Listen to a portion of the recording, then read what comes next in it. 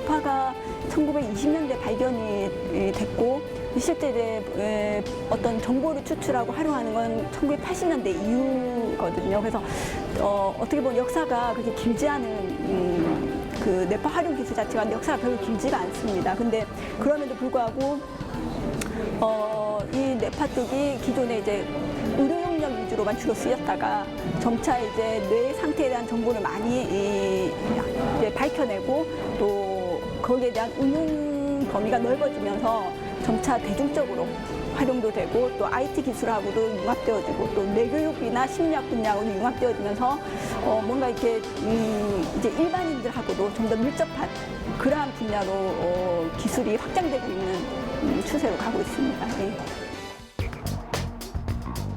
평균 1.5kg, 인체의 40분의 1에 불과한 신체 기관 뇌. 뇌는 인간의 의식과 생각, 기억, 학습 등 삶의 모든 부분을 담당하고 있다. 이처럼 뇌는 인간의 실체를 표현하는 유일한 기관으로 뇌의 신비를 밝히는 연구는 인류의 또 다른 미래를 제시하고 있다. 그 중에서도 뇌에서 발생한 전기 신호를 측정하는 뇌파 활용 기술은 IT 기술, 교육, 심리학 등 다양한 분야와 융합하면서 응용 범위가 확장되고 있다. 수천억 개의 신경세포가 연결된 복잡한 구조 속에서 뇌가 전하고 있는 것은 무엇일까? 과연 뇌파는 무엇이며 뇌과학 기술의 활용과 그 비전은 무엇인지 들어본다.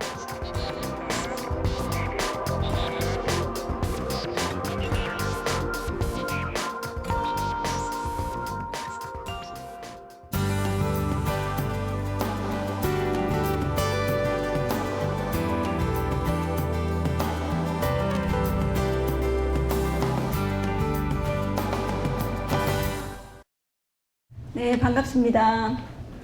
네, 오늘 이제 제가 여러분들에게 말씀드릴 내용은 뇌 목소리에 해당되는 이 뇌파가 어떻게 활용되고 있는가 하는 뇌파 활용 기술, 뇌파란 무엇인가부터 시작해서 뇌파 활용 기술 전반을 좀 이렇게 특히 이제 그 스마트 브레인과 관련된 부분에 초점을 맞춰서 소개해 드릴까 합니다. 보통 이제 뇌파라고 하면 우리 이 두피에서 측정되는 어떤 그 전기적 어떤 신호를 말하고 있습니다. 즉 어떤 그 전류가 흐를 때 우리가 전압을 측정하듯이 우리 이 두피에서 이런 식의 어떤 뇌의 전기적 활동을 측정을 할 수가 있습니다. 이 뇌에서 발생하는 그 전기적 신호 형태를 보면 굉장히 그 불규칙적으로 보입니다. 진동하는 형태고 음량으로 진동하는 형태지 이렇게 계속 발산하거나 이렇게 신호가 이렇게 죽는 그런 형태는 아니고요. 계속 이렇게 진동하는 형태를 가지고 있습니다.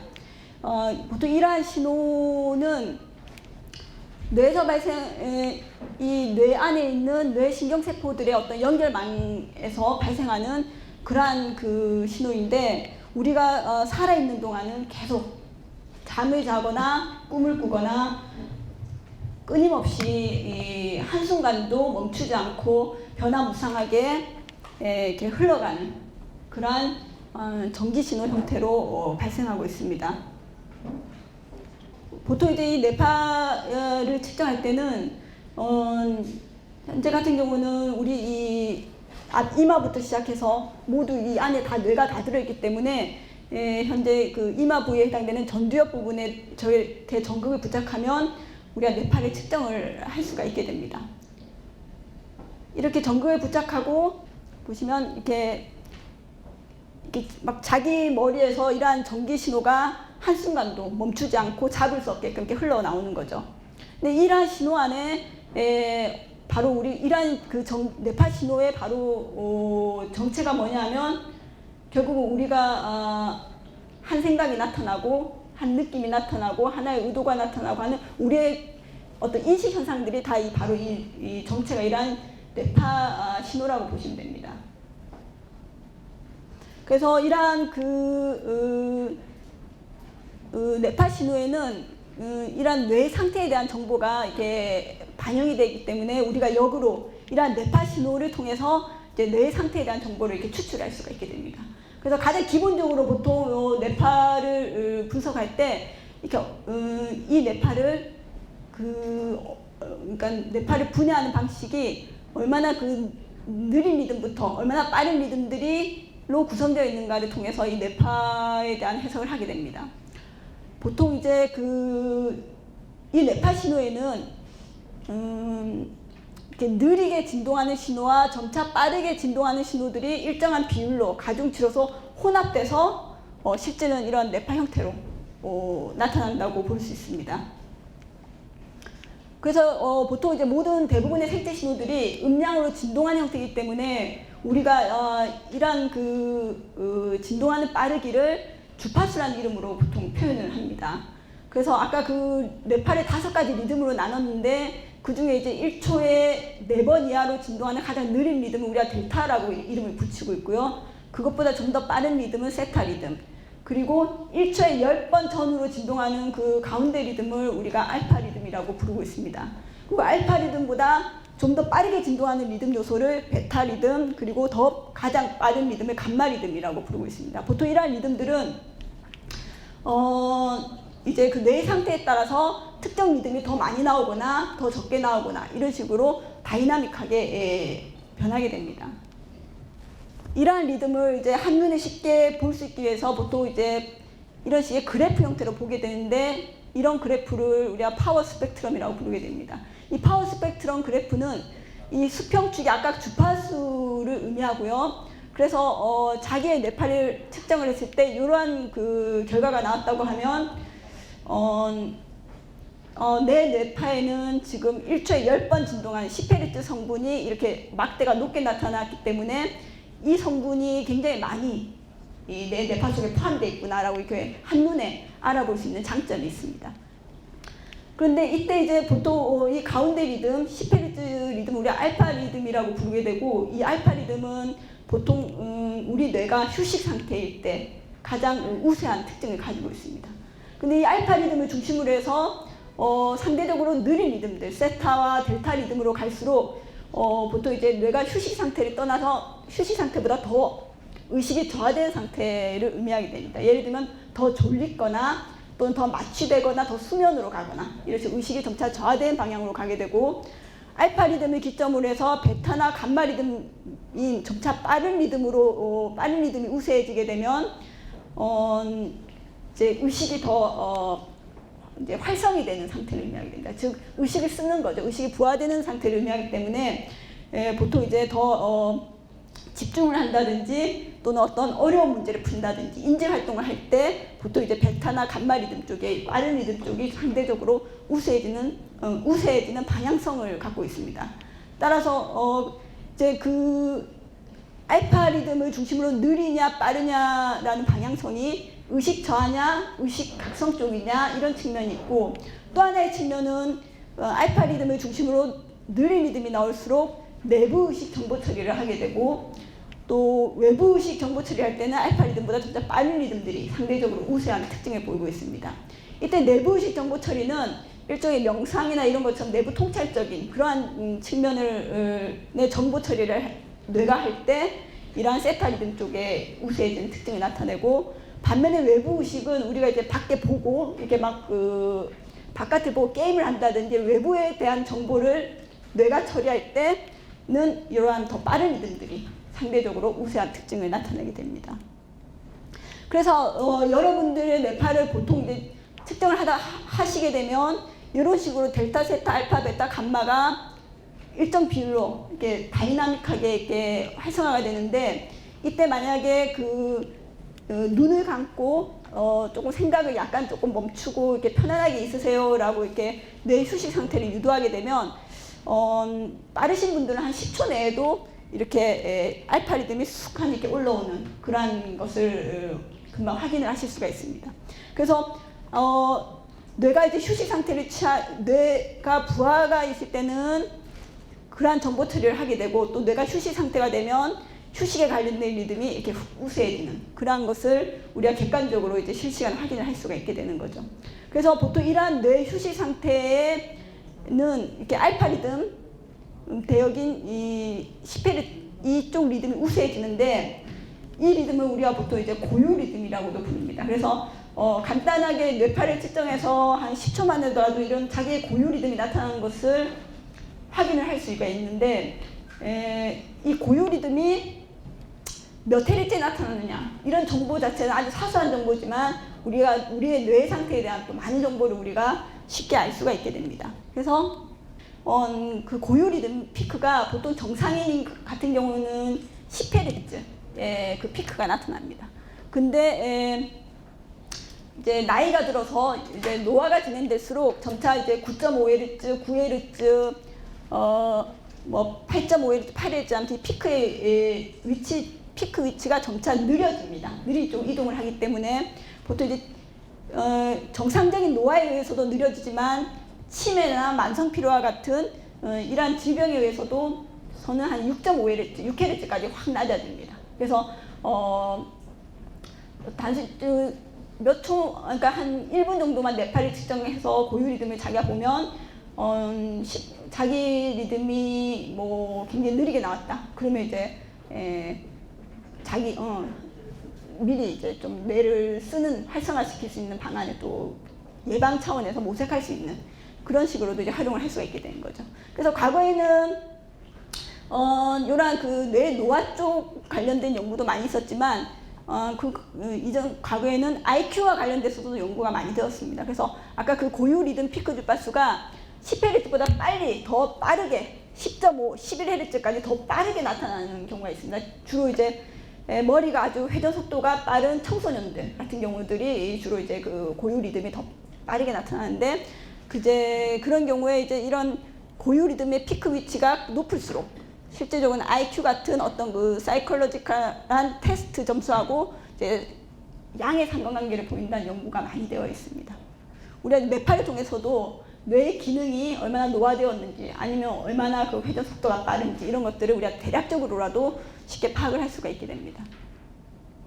그래서 그렇다면 아까 그러한 그 알파 리듬은 어떻게 발생을 하는가라는 부분에서 보통 이제 뇌가 휴식 상태, 이 바깥쪽 뇌가 휴식을 취할 때 보통 이제 이 알파 리듬이 이제 굉장히 우세해지죠.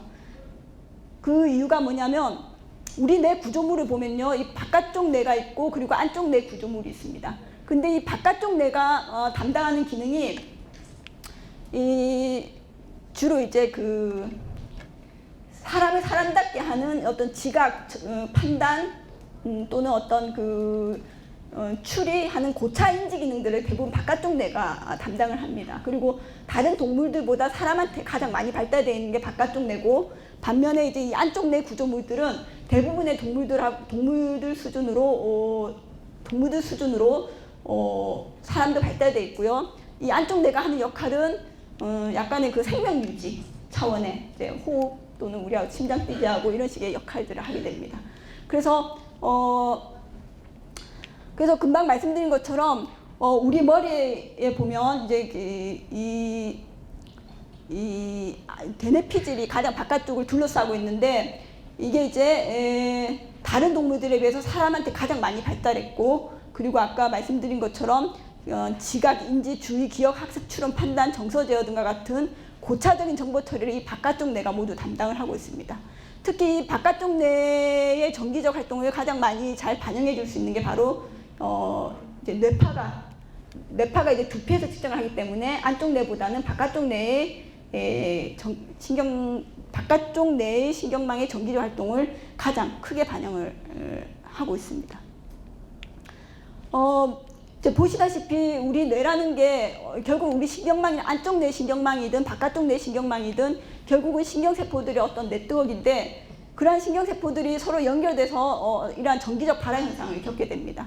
그래서 실제 신경세포들이 정보 전달하는 방식은 전기화학적 방식으로 서로 정보 전달을 하게 되고요. 그래서 이러한 식의 어떤 그 신경세포의 발화 현상 자체가 결국은 우리의 인식현상의 어떤 정체라고 볼 수가 있습니다. 그래서 자기한테 어떤 한 생각이 나타나고 어떤 뭐 하나의 어떤 그런 인식현상이 나타났다는 것은 결국은 이러한 그 뇌 속에서는 이러한 신경세포가 번쩍하고 발화된 현상에 불과하다는 거죠.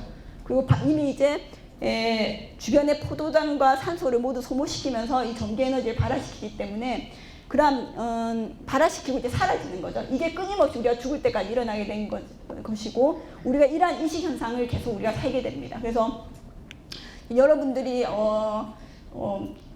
내 생각은 이래 이렇게 표현하는 것 그 자체가 바로 결국 실체는 이러한 신경세포의 전기신호에 불과한 거죠. 뇌파라고 보시면 됩니다. 여러분들이 나는 참 예뻐 이것도 뇌파고 나는 굉장히 못났어 이렇게 생각하는 것도 뇌파고 여러분이 어떤 생각을 하시든지 간에 그게 다 실체 없는 뇌파일 뿐이라는 것을 감을 잡으시면 그 순간 계속 변하잖아요.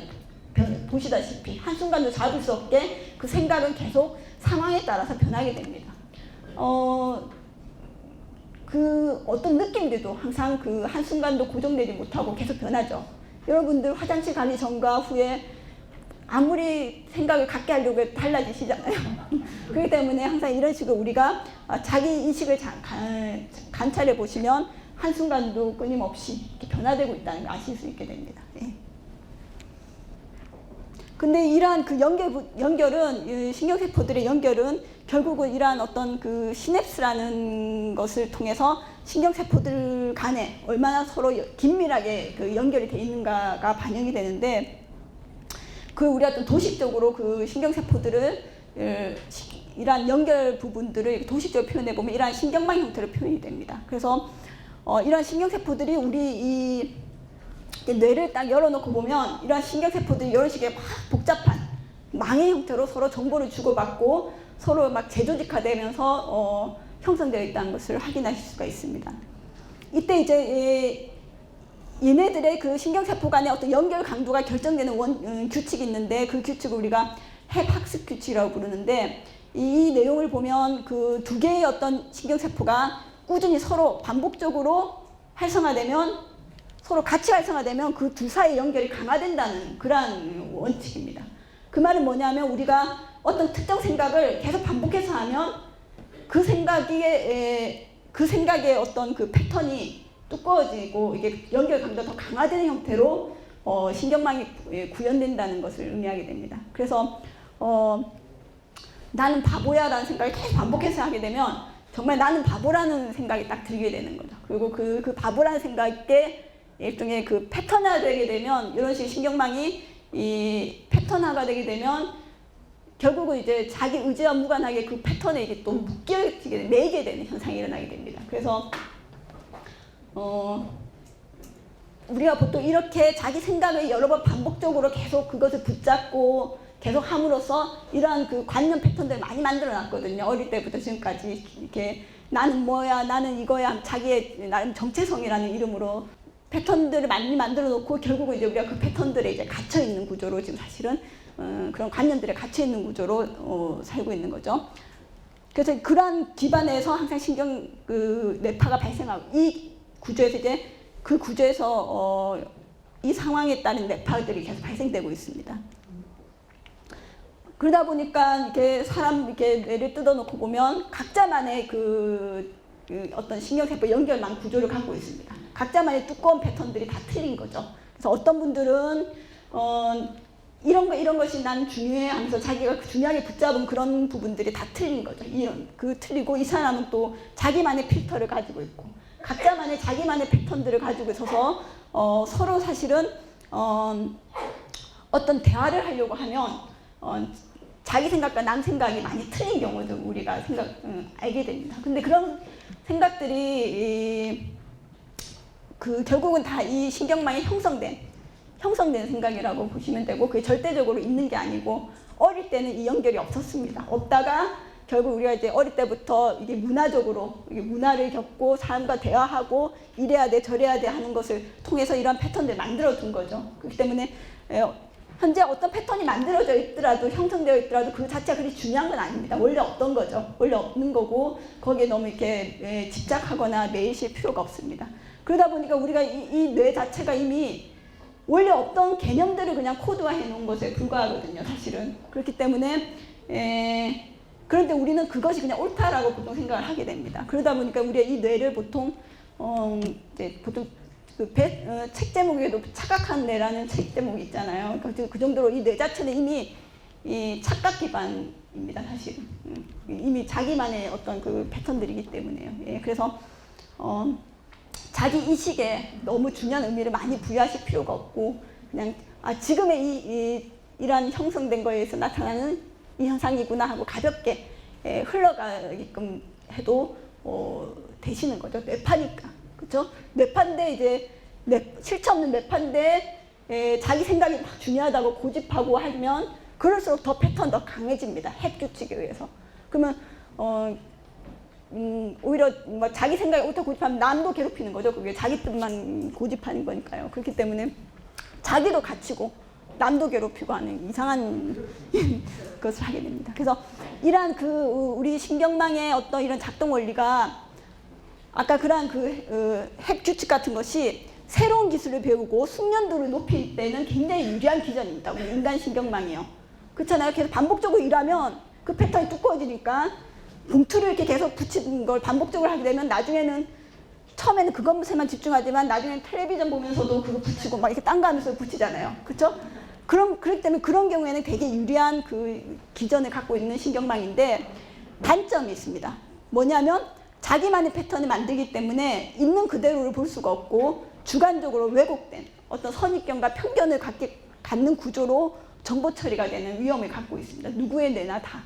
결국은 우리가 최종적으로 보는 것들이 우리가 눈으로 보고 듣고 또 움직이고 하는 것들이 다 이 뇌에서의 작용들인데 정보 처리를 하고 하는 것이 다 뇌에서의 작용들이고 우리는 이 뇌에 갇혀서 사실은 그것만 이제 최종적으로 경험하면서 살고 있습니다. 그래서 그렇기 때문에 자기한테 누구를 보고 어떤 판단이 든다거나 내 눈에 이게 보이네 이런 것들이 다 내 뇌 안에서 일어나는 자기 인식에 불과하다는 것을 알아야 됩니다. 그래서 항상 자기 인식의 관점으로서 보시게 되면 어떤 판단이 들더라도 그 판단에 너무 큰 의미를 부여하지 않게 되는 거죠. 자기 기준에서 자기 필터 내에서의 판단이기 때문에 어떤 그 절대적 의미는 부여하지 않으면서 그나마 좀 있는 그대로 볼 수 있는 그 관점을 조금씩 회복하시게 됩니다.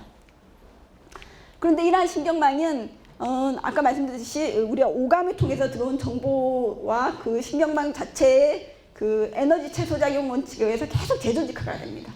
그렇기 때문에 아까 그 신경망의 연결 부분이 계속 새로 생겼다가 없어졌다가 막 이런 식으로 계속 상황이 틀려지잖아요. 지금 우리가 눈을 뜨고 이렇게 보고 있다는 것 자체가 이미 이쪽 시각 코드 변환하는 이 뇌에서는 되게 바쁩니다. 저건 위험한 물건이야, 아니야, 저건 네모난 거야, 빨간색이야, 이렇게 계속 코드 변환을 하고 있거든요. 지금 이 시각 피질, 시각 영역에서는. 그렇기 때문에 이미 이렇게 눈에 뜬 것 자체만으로도 이미 이 새로운 정보가 시각 피질에 들어가고 그 시각 피질에서는 이러한 또 재조직화가 계속 끊임없이 일어나고 있습니다. 계속 신경만 변화하는 거죠.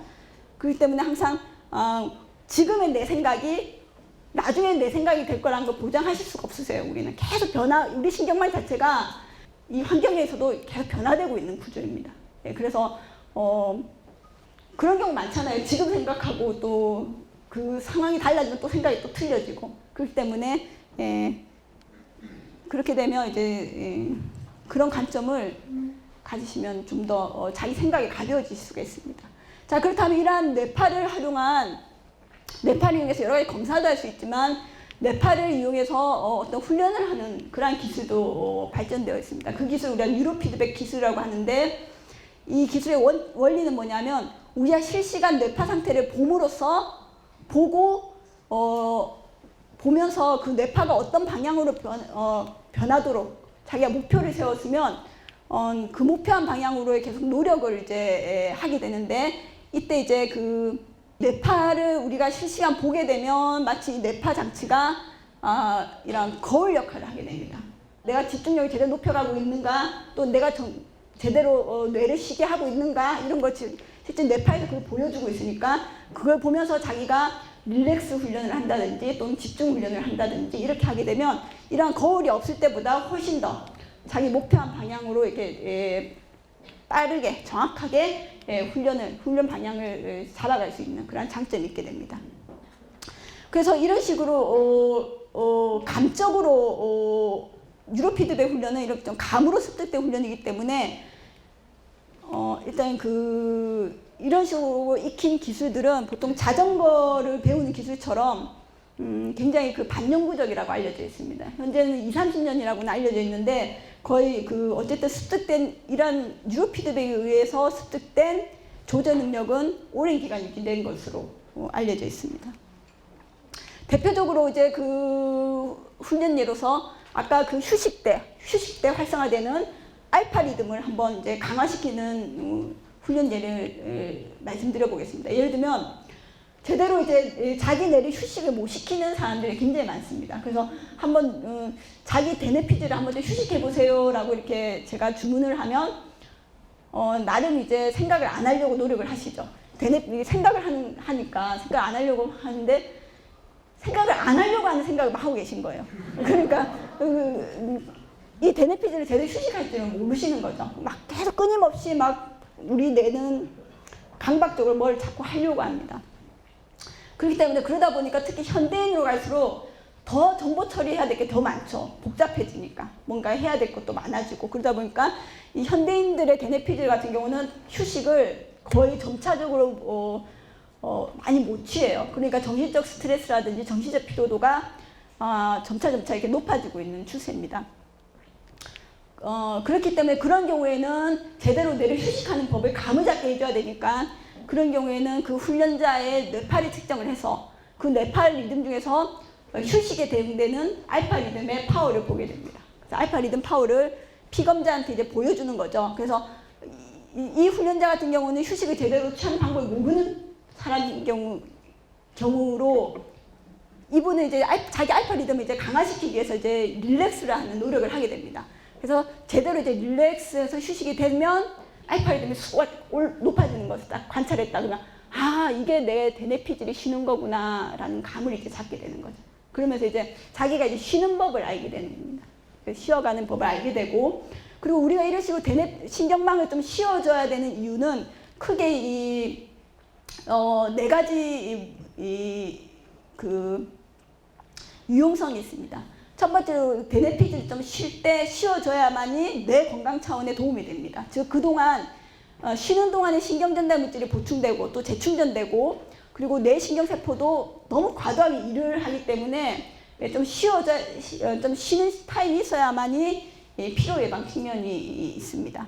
그리고 또 대뇌피질이 쉴 때, 즉 알파 리듬이 우세해질 때 그때 이제 신경망에서는 어떤 일이 일어나고 있냐면 정리 작업이 일어납니다. 그래서 그러한 불필요한 연결은 시냅스 연결들은 끊어지고 필요한 연결들은 새로 이렇게 만들어지면서 새로운 연결이 딱 생기는 현상이 일어납니다. 이것을 보통 창의적 착상이 일어났다고 표현을 합니다. 그리고 또 이러한 쉬는 동안에 단기 기억에서 불필요한 연결도 다 끊어지고 장기 기억으로 보낼 건 보내면서 기억력 향상 효과가 있습니다. 그리고 또 그러한 쉬는 동안에 정서적 안정 효과가 있기 때문에 이런 네 가지 효과는 보통 알파 리듬 뉴로 피드백의 대표적인 효과로 알려져 있습니다. 추가적으로 2011년도에 한 가지 효과가 더 알려졌는데 인지 능력까지 향상된다는 보고가 있습니다. 이러한 휴식을 위한 또는 뇌 안정 또는 뇌 이완을 위한 알파 뉴로 피드백이 보편적으로 많이 행해지고요. 거기에 못지않게 많이 행해지는 훈련이 집중 뉴로 피드백입니다.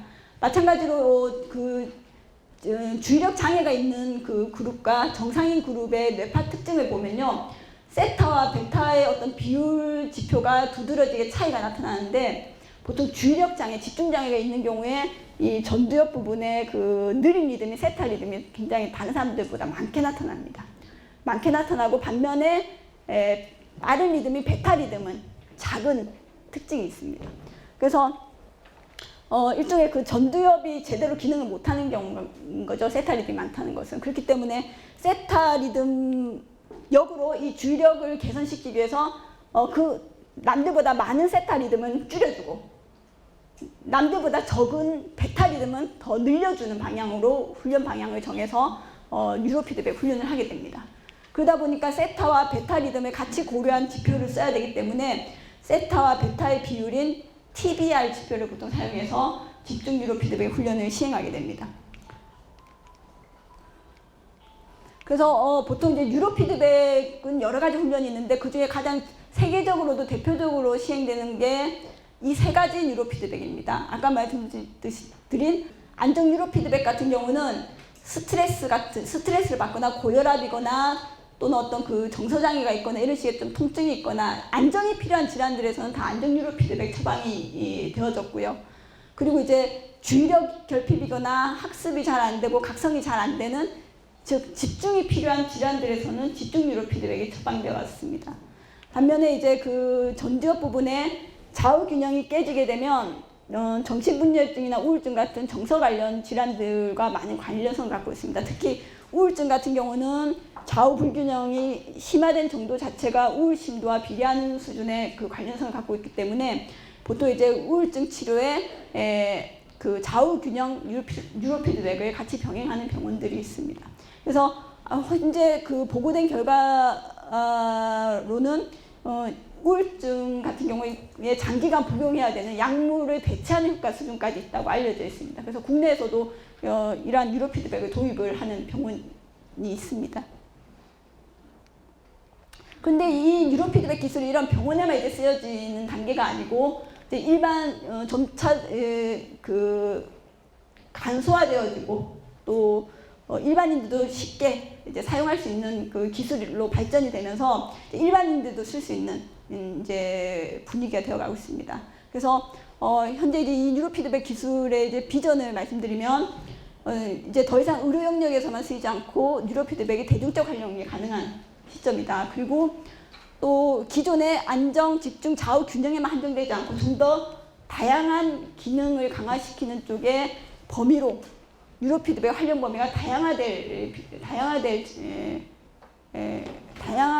거라고 보고 있습니다.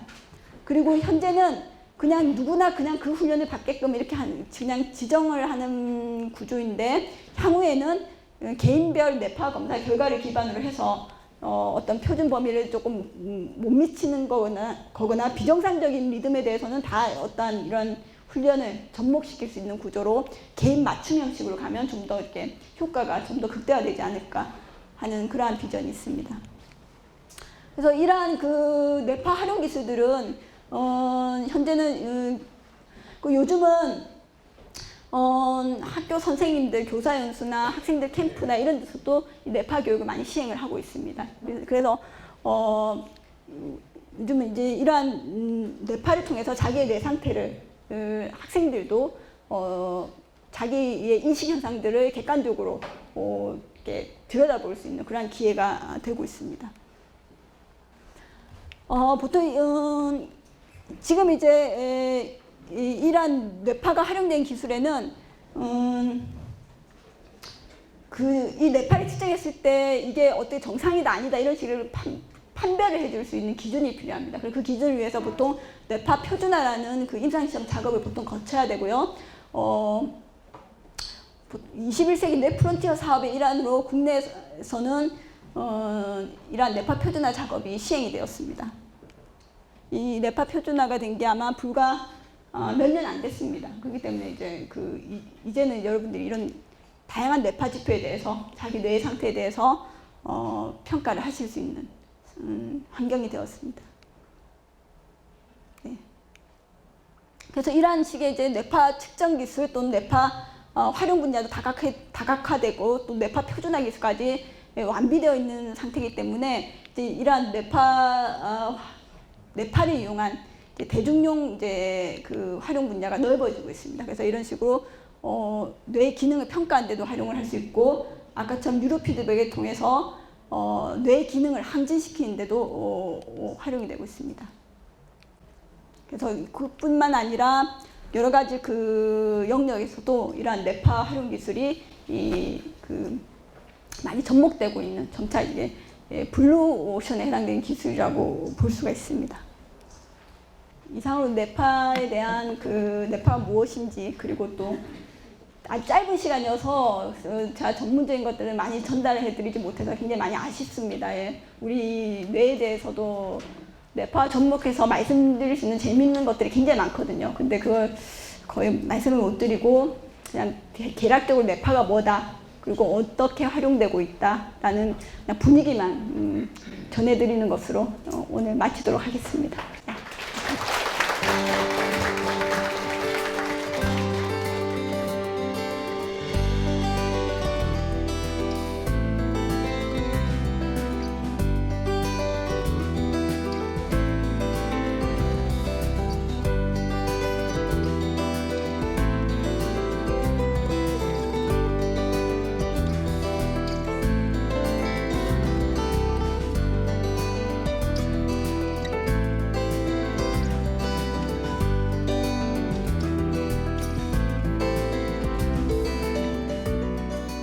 뇌파라고 하는 것을 통해서 아이가 어떤 생각을 계속 반복적으로 했을 때 그것이 뇌가 이렇게 두꺼워지면서 그것이 영향을 미친다는 거. 근데 이제 어떤 정보를 받고 있고 그게 긍정적이고 부정적인 거에 따라서 그게 고정화돼서 선입견이 만들어지고 고정관념이 된다는 거를 보고 되게 많이 놀랐고요. 실제 아이들이 이제 정서 문제가 어떤 기분의 문제가 아니고 그 두뇌의 직접적인 작용이다 이런 말씀이 굉장히 이제 감명 깊게 깊었고요. 이제 선생님들도 뇌파 측정을 이렇게 해보시면 굉장히 신기해하시고 또 업무 과정에서 특정한 이제 뇌파의 패턴이 있잖아요. 그러면 내가 이 업무를 하기 위해서 뇌파의 어느 부분을 좀 훈련을 하면 좋겠는가 이런 목표치도 빨리 가져가시는 것 같아요. 이 얘기 들은 것 중에 가장 감명 깊었던 게 뭐냐면 우리 뇌가 내 스스로가 바보라고 생각하면 뇌가 어떤 바보의 어떤 형상을 띠고 내가 정말로 현명하고 긍정적으로 밝은 생각을 가지면 그 시냅스가 그 방향으로 연결이 되어 가지고 점점 더 사람이 생각이 밝아지고 긍정적으로 된다. 여기에 대해서 많은 그 감명을 받았고 내가 평상시에 살아가면서 그렇게 생각을 하면서 의도적으로 많이 노력을 해야 되겠다. 그런 좋은 영향을 받았습니다.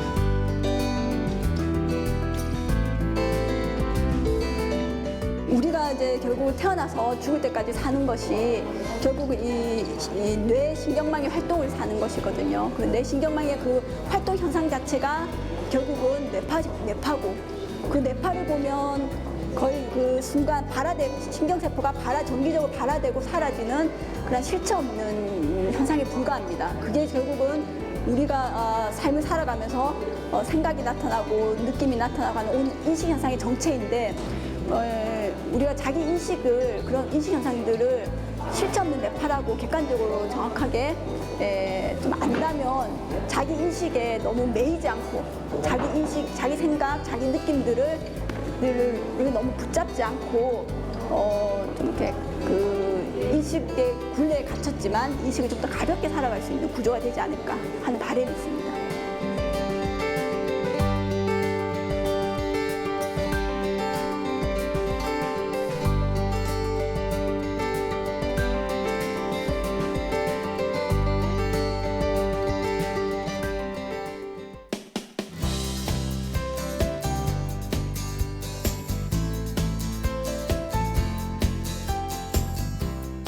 창조경제를 통해서 성숙국가로 가기 위해서는 기업가 정신 그리고 그것을 실현할 수 있는 창의성 있는 인재 육성이 가장 중요합니다.